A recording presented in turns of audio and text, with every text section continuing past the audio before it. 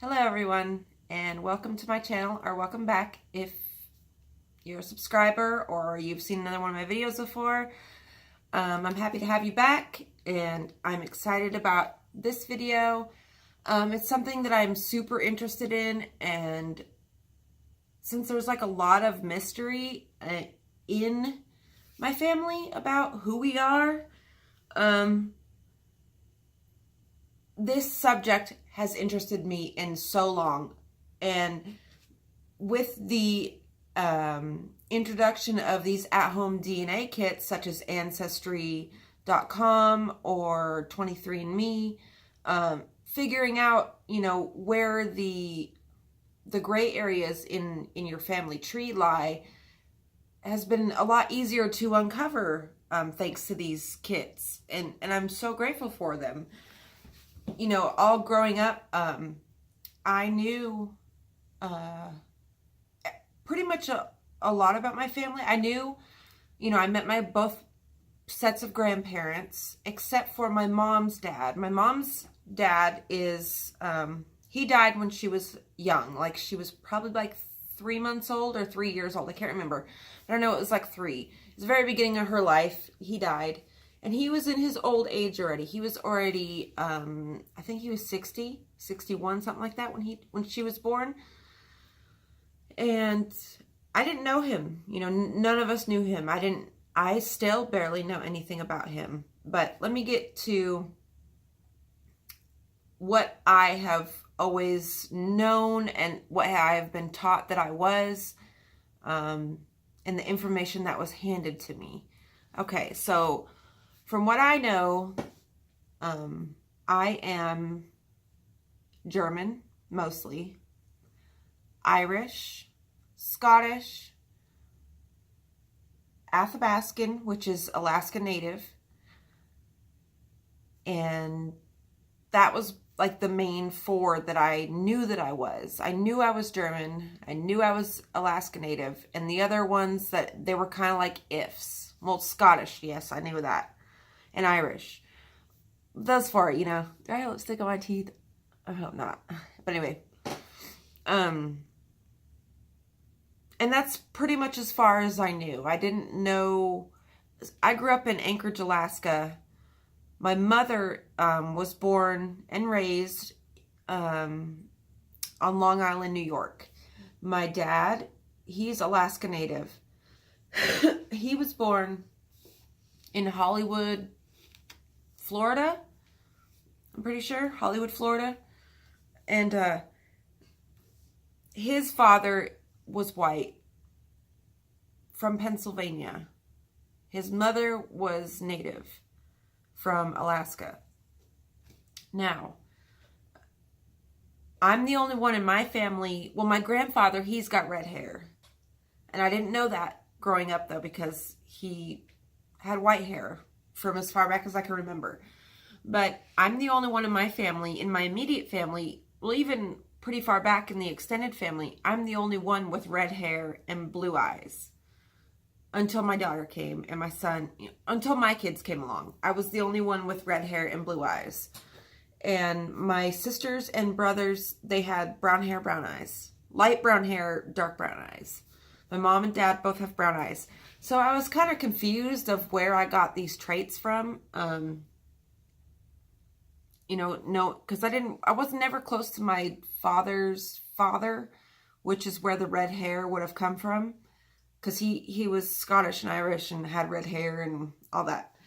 Okay, so when I first got my DNA kit back, 2016, I did the test.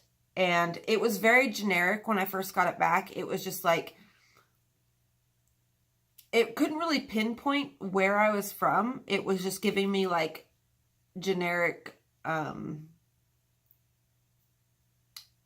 places on the map. Just generic places. Like, you're this much European, but it wouldn't specify in Europe where, so it was kind of frustrating.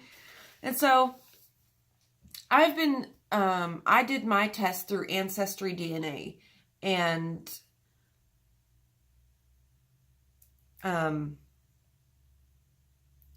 over the course of the last 2 years, my results have changed.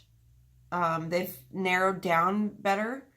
And so I'm going to read, I've got it wrote down in a journal right here because I'm using my phone to film, so I can't look at the stuff on my phone. Okay, so my ethnicity estimate was 42% Germanic Europe, which is, you know, my maternal grandfather. He was 100% German. He came over. The information that I know now that I didn't know when I first took the test was where he had come from, when he came, and how old he was, things like that. And I figured out that he came over in 1938. No, it was 1958. Something like that. It was right before the World War II he came over. Or right after World War II. I think it was 1949 he came over. Something like that. And he came over from Genovia, Italy, I think. I mean, if that's not a place, I stand corrected. But, I mean, from my memory, he came from Italy. I don't know where in Italy. Might be in Genovia. And he went to New York State, where he ended up, you know, meeting my grandmother. She lived in New York. And thus, my mother was born. Okay? And then it says, I am 21% England, Wales, and Northwestern Europe. And then it says, which I know most of that is the Wales, Welsh. Okay, and then it says 11% Irish and Scottish, 11% Alaska Native, Native American, 5% Norway, 5% Baltic states, 2% Eastern Europe and Russia, 2% Sweden, and 1% Native American Andean, which I know on my when I first got my results back, it said that I was Asian, East Asian, Southeast Asian, and East Asian, which of course it can be equated to the Alaska Native. And it also said that I was Finnish, and it said that I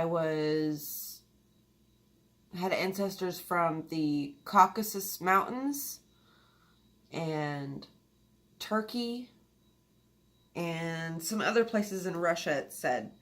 But I'm also related to the first settlers of Pennsylvania. On my dad's side, my dad's dad, his family, they were Quakers. They were colonialists, I don't know how to say that word, in Pennsylvania.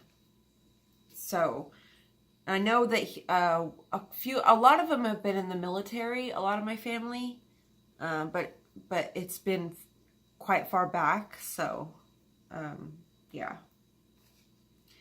But now that I've been able to, I've gotten my family tree all the way back to the 1600s. I've got relatives from Northern Ireland, County Antrim, where the Giant's Causeway is. And the cool thing about this is, this is what I wanted to really speak on. Okay, before I figured out any of this information, I had such strong pulls, just like in my interest. Like, I was so interested in Ireland and Scotland, more than just like the average person is. You know how people, of course, everyone is interested in places like that, but I had like this weird pull, like a sense that I had been there, that I know that place. And same with like, all of these Nordic countries. I had like an affinity for the culture and just the way of life. It was so, where I was raised in Alaska, I could sense, it was almost like I could like going back in time to the time of my ancestors to experience how they lived in the Nordic states and in the Nordic parts of the country. I think it's so cool how all of these deep seated loves for cultures and aesthetics and peoples and countries, it can all be pulled back and equated to what is in your DNA, which I think is fascinating. I think it's so cool how your soul knows who you are before you even know who you are. So my advice to anyone who has taken one of these tests, or even if you actually more it to the people who haven't taken them, if you've never taken one of these tests, before you do, if you are considering this, I would write down what your interests are, what kind of cultures you are attracted to, what kind of just cultural aesthetics you like, and what your eye and what your mind is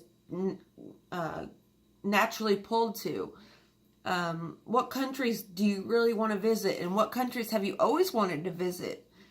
Because your answers to those questions are most likely the answers to who you are as a person on a cellular level, on a DNA level, on an ancestral level.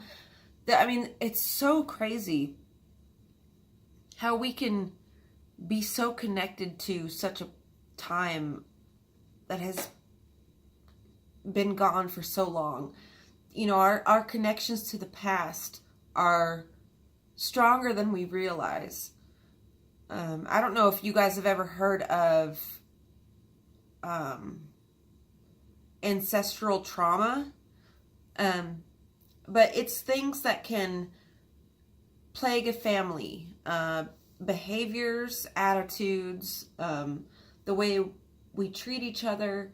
It all can be, in my eyes, I don't know if this is probably not scientifically proven, but in my life it has been proven just from experience that the things that plague each generation of a family are usually coincide with one another. They're usually similar. You know, so say like sexual abuse. Sexual abuse usually, until somebody speaks up and says something, it usually continues as in a cycle through the family. Or drug addiction, or mental illness. Not so much mental illness, but because both nature and nurture play a role in mental illness. And I could talk about that more in another video, how those two equate to each other. But things that plague us as families, if you ever get the opportunity to look back through your family tree and look at who the people are that inhabit those spots, you'll be very surprised, or not at all shocked, to see that the same patterns of behavior and everything they run through families, and that's called ancestral trauma. If we don't recognize the things that plague us as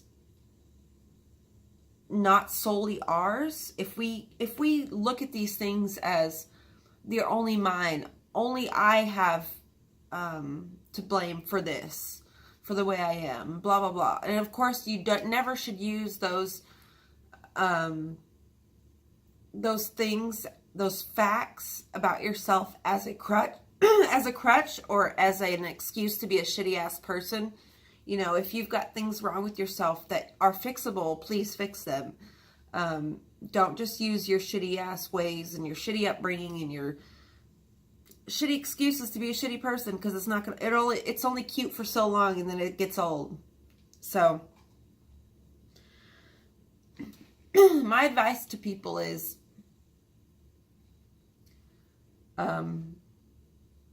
if there's something plaguing your family, an emotion and a behavior from somebody, a reaction to a behavior, and it's almost like these roadblocks y'all can't get past as a family. Before you guys tear each other up and you never speak again because you're so angry and your pride is in the way, think of what you're doing to your family lineage. Not as just like your kids, but I mean like your ancestors, the people who fought to be here, to be alive, I mean, it's astounding the amount of people it takes to come together to make me, to make you, to make your mom, your dad. I mean, it's crazy. So, if there's things in your life that you can change, of course, change them. But also do some digging, and you'll figure out why families act the way they do, why people are the way they are. It's all down to DNA and who we are as people on a cellular level. Because we're not just individuals, you know. We are a microcosm of the macrocosm. We are like ants, okay? Our society is like ants. Our cities are like mega structures that are essentially alive. You know, it's like a living organism that we all depend on as a species or a culture. But anyway, I'm getting off topic here. And if anyone would like to know more about ancestral trauma or healing past generations of family members, I'd be more than happy to help you with on those topics. As I've been doing the work to heal my ancestors and help my ancestors realize their dreams through me.